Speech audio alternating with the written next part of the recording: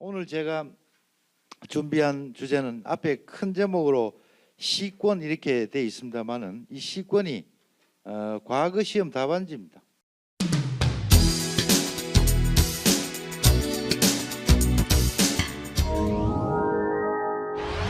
과거 시험 답안지는 합격생들을 영광스럽게 해주기 위해서 있는 것이 아니고 열심히 공부하는 사람들이 갖고 있는 지혜를 국가가 어떻게 취해서 나라 경영에 활용할 것인가라는 그런 측면에서 존재하는 것이 더 본질이기 때문에 과거 제도 전반도 한번 살펴보겠지만은 좀 뒷부분에 가서는 시권의 구체적인 내용들, 도대체 어떤 답을 썼고 어떻게 답을 썼기에 장원이 되고 합격을 했는가라는 그런 부분까지 한번 함께 다루어 보도록 그리하겠습니다.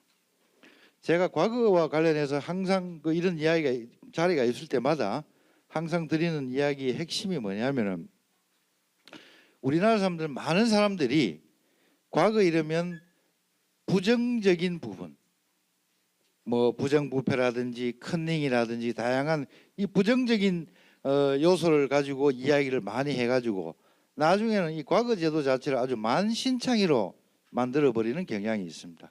저는 이런 상황이 어떤 면에서는 우리가 스스로를 학대하는 자학적인 행위다 이렇게 생각할 때가 많습니다. 과거는 많은 부정과 부패가 있었던 것은 분명히 사실이지만은 그래도 조선 왕조 500년 동안 인재 선발에 가장 근간이 되는 제도로서 기능해 왔고 그 나름대로의 역사적인 긍정성이 굉장히 큰 건데 너무 우리가 좀 부정적인 부분들에 착안해서 너무 나쁘게 이야기하는 경향이 있지 않는가. 우선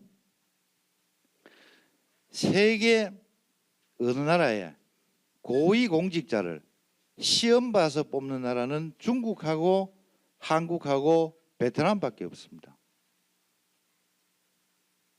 이거는 대단히 획기적인 제도이고 대단히 근대지향적인 제도가 되는 것입니다. 사람을 경쟁을 붙여서 그 경쟁에서 이긴 자, 즉 능력 있는 자를 관료로 쓰고자 했다고 하는 측면에서는 대단히 근대지향적인 성격을 갖고 있는 것이 과거제도입니다. 이 과거제도가 중간중간에 얼룩은 존재했습니다마는 정말 500년 동안 과보경장으로 인해서 엎어지는 그 순간까지도 상당한 기능을 했다고 하는 점, 이 점을 제일 먼저 우리 수강생 여러분들께 말씀을 드리는 겁니다. 한번 생각해 보십시오. 성골은 성골이 되고 진골은 진골이 되고 육두품은 육두품이 됩니다. 임금이 뽑았을 관료가 없는 겁니다. 이미 관료는 태어날 때부터 정해져서 오는 거예요. 그렇기 때문에 임금의 권한이라고 하는 것은 이미 정해져 있는 사람을 용인하는 정도에 그치는 것이지 자기 스타일에 맞는 사람을 뽑아줄 수 있는 권한이 사실은 신라시대 때 통일신라 시대 때는 거의 없다고 봐야 되는 겁니다. 그들만의 리그가 존재하는 것이죠. 그렇기 때문에 고려라는 나라가 만들어졌을 때 임금의 권한이라는 게 신라의 전통을 그대로 흡수를 했을 때에는 임금의 권한이라는 것이 대단히 적다. 그래서 광종이 이건 아니다. 뭔가 새 왕조에서 원기를 심어놓고 뭔가 왕이 주도적인 역할을 하기 위해서는 뭔가 특단의 조처가 필요하다. 그게 바로 거기에서 착안된 것이 과거제도입니다. 이 과거제도는 기본적으로 왕권을 강화하기 위한 하나의 인재 선발의 제도인 것이고 과거제도의 발전이라고 하는 것은 신분주의의 억제를 이야기하는 것입니다. 신분의 억제, 대단히 근대적인 이야기죠. 그 신분을 억제한다고 하는 것 자체는 그 자리에 누구가 뭘 차지하느냐, 능력과 경쟁이 들어오는 것입니다.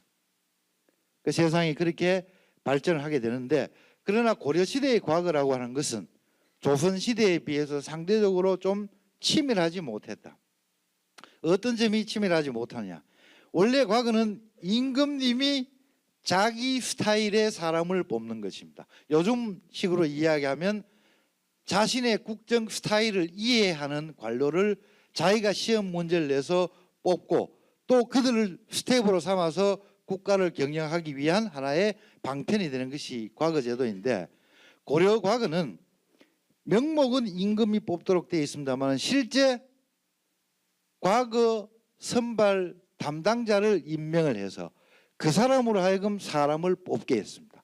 그러니까 결국 임명장을 주는 사람은 임금인데, 고맙기는 누구한테 고맙게 여기느냐 하면 임금의 명을 받고 과거를 주관했던 그 신하에게 고맙게 여기고, 그리고 그 신하와의 관계를 좌주문생이라는 관계 속에 얽혀서 평생 동안 아버지처럼 그 사람을 섬기는 겁니다. 그러니까 과거 제도의 본질은 왕권의 강화인데, 고려의 과거는 왕권의 강화를 추구를 하면서도 지공거라고 하는 존재로 인해서 왕의 권한이 극대화되는 데는 상당히 제약이 있었습니다. 그래서 고려시대의 과거와 조선시대 과거의 차이점의 핵심이 뭐냐?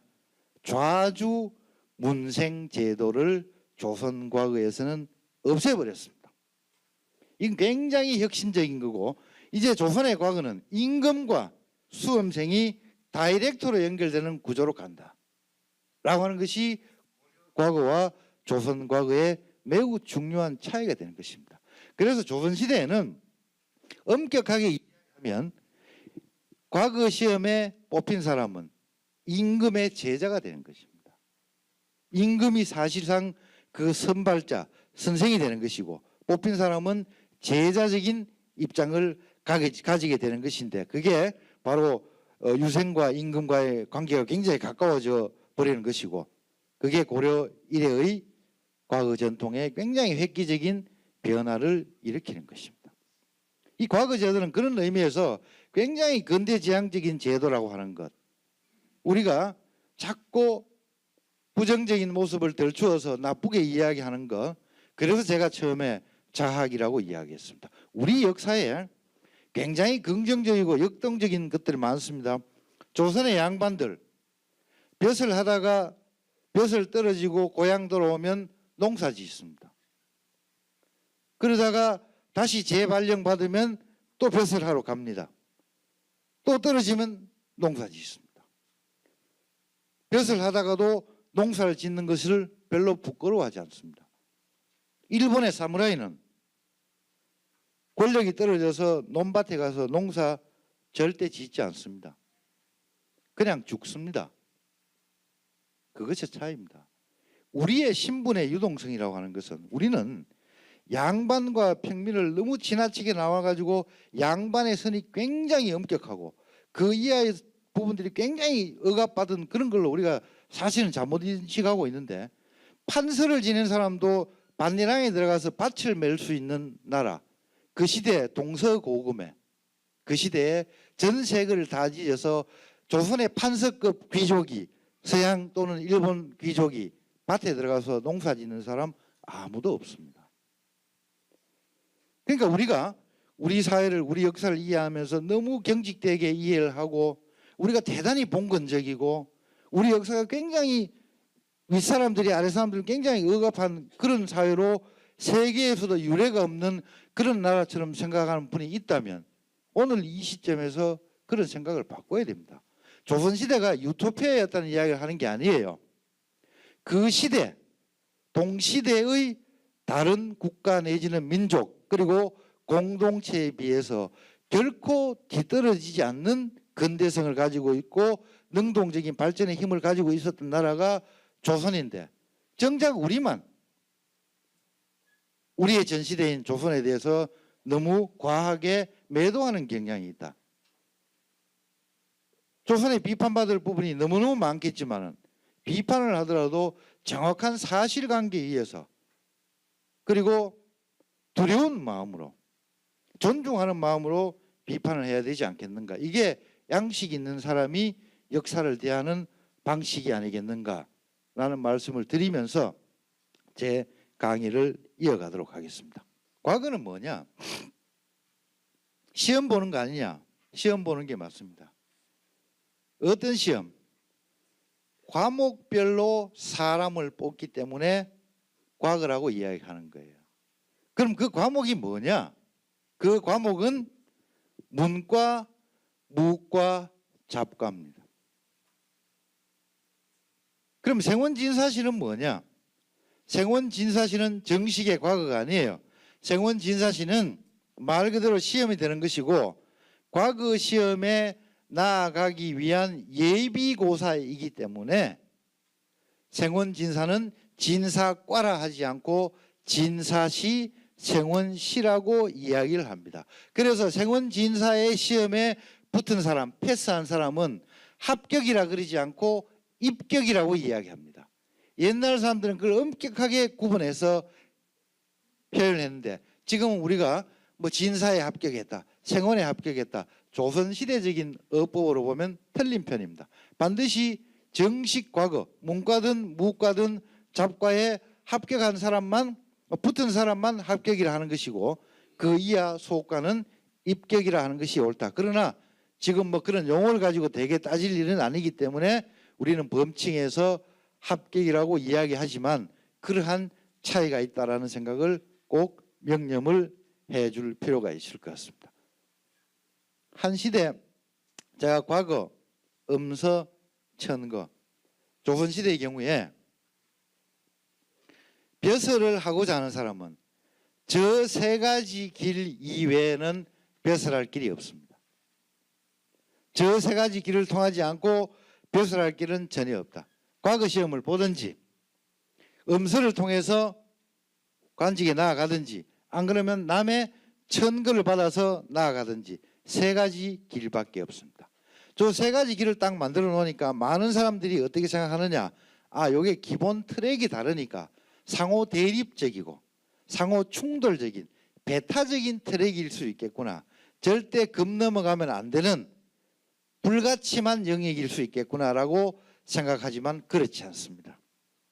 조선의 인재선발의 길은 트랙만 나눠져 있었을 뿐이지 그 트랙은 실선이 아니고 점선이기 때문에 언제라도 넘나들 수 있는 길입니다. 그런 의미에서 사람을 뽑을 수 있는 길을 굉장히 넓게 늘어났습니다.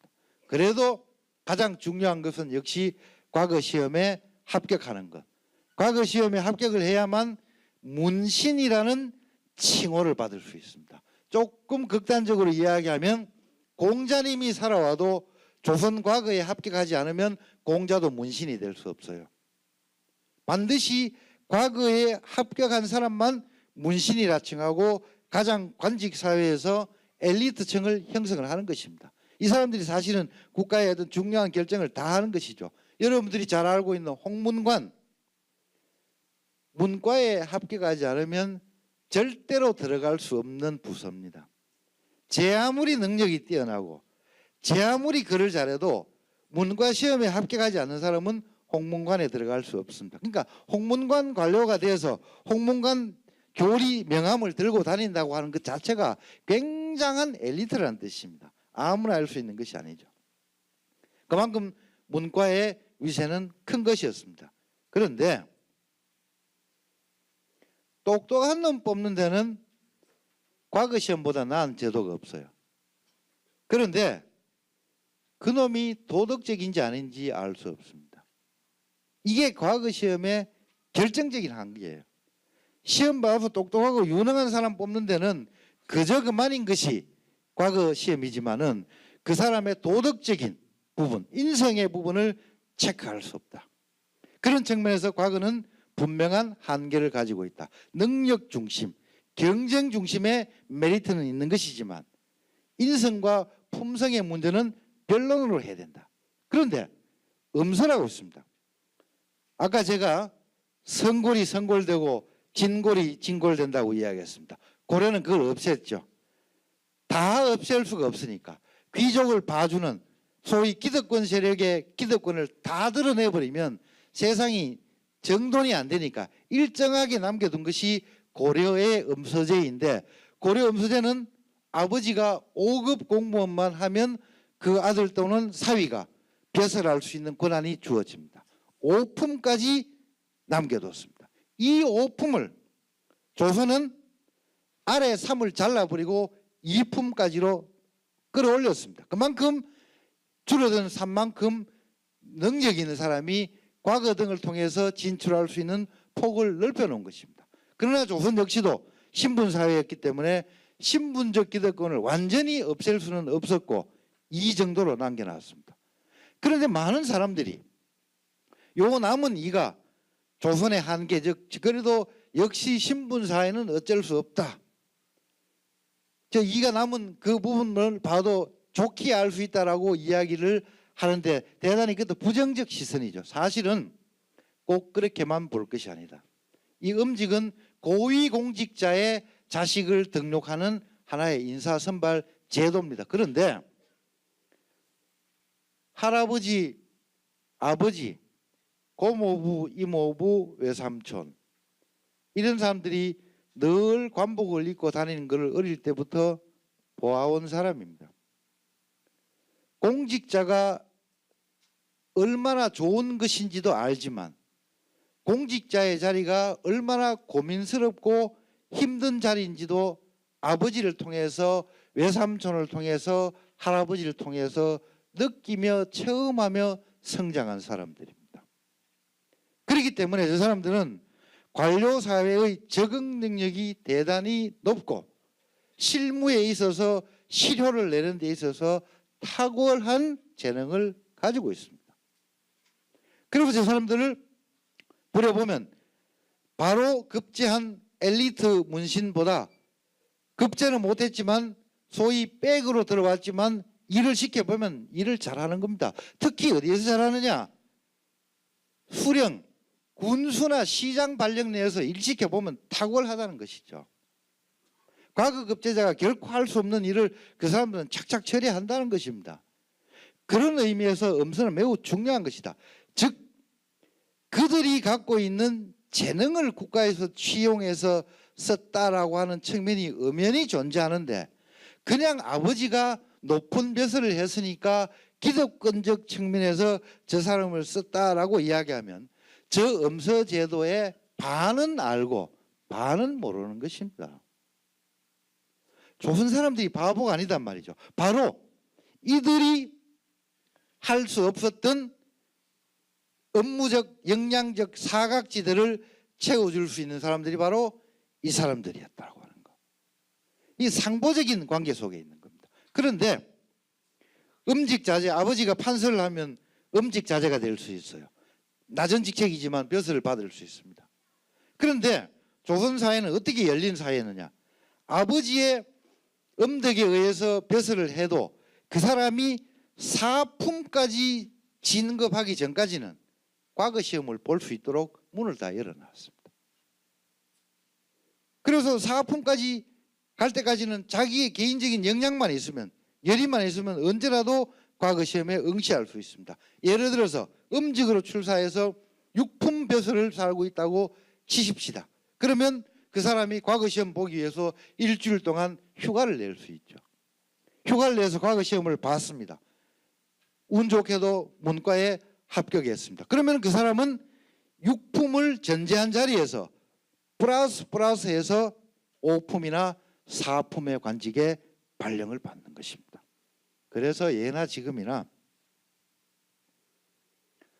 좋은 집안에서 태어나서 공부 잘하는 사람을 따라갈 길이 없는 거예요. 그건 옛날에도 그렇고 지금도 그렇습니다. 그런데 그거는 부러움의 대상이 되지만 비판의 대상은 안 되잖아요. 그건 대단히 부러운 일이긴 하지만 그걸 나쁘다라고 하면 우리 모두 뒷걸음질 치자라고 하지 않는 다음에야 그걸 어떻게 비판할 수 있겠습니까? 배는 좀 아파. 마음은 좀 속상할 수 있어요. 참아야지 어떡하겠습니까? 그건 인간의 본질적인 경쟁과 생존의 방식이 그런 것입니다. 상보성을 가지고 있다고 하는 것.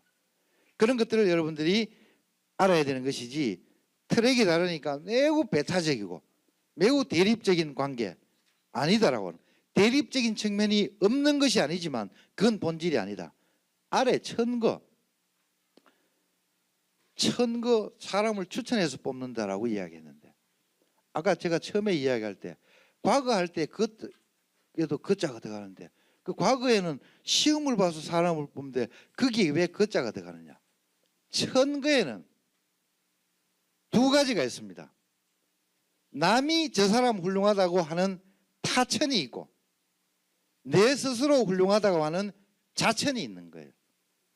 과거 시험은 자천입니다. 내가 이만한 공부를 했고 이만한 식견을 쌓았고 내 이렇게 능력이 뛰어난데 나는 국가 공무원이 될 수 있고 조선을 이끌어갈 관료가 될 만한 자신이 있는 사람이고 능력이 있는 사람입니다. 날 써주십시오 하는 거예요. 그게 자천인 거예요.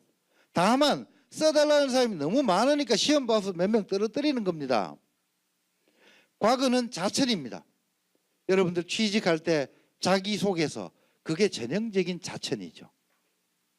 천거를 하면 반드시 제3자가 또 다른 제3자를 천거하는 것이다라고 생각하는 경향이 있는데 천거에도 자천과 타천이 존재하는 것이고 과거는 그중에 자천에 속하는 것이다. 이야, 천거에도 두 가지가 있구나. 기억하십시오. 천거에 그렇게 두 가지가 있습니다. 자, 지금 이 천거가 바로 타천, 남이 남을 천거하는 형식, 뛰어난 인재, 특히 전문 분야의 식견을 가진 사람, 예를 들어서 우주공학에 능하고 기상관측에 능한 사람이 있고 수학을 너무너무 잘하거나 컴퓨터를 너무 잘하는 사람이 있으면 굳이 고시 시험을 보지 않더라도 그 사람을 천거해서 국가 발전에 쓰게 하는 것이 맞죠. 지금도 그렇게 저는 해야 된다고 봅니다. 시험 보면 그 사람은 맨날 떨어져요. 왜? 영어 시험에 못 붙으니까.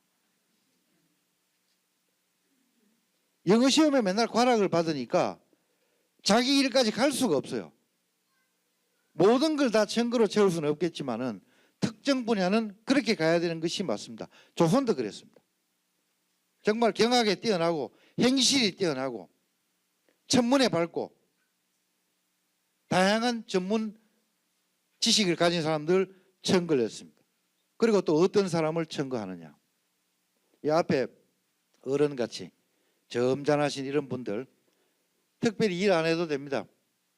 조정에 아무 어른이 지금 수상으로 앉아 있다고 하는 그 자체가 공직사회의 분위기를 맑게 하는 사람이 있습니다. 그런 위망과 중망을 가진 사람이 있죠.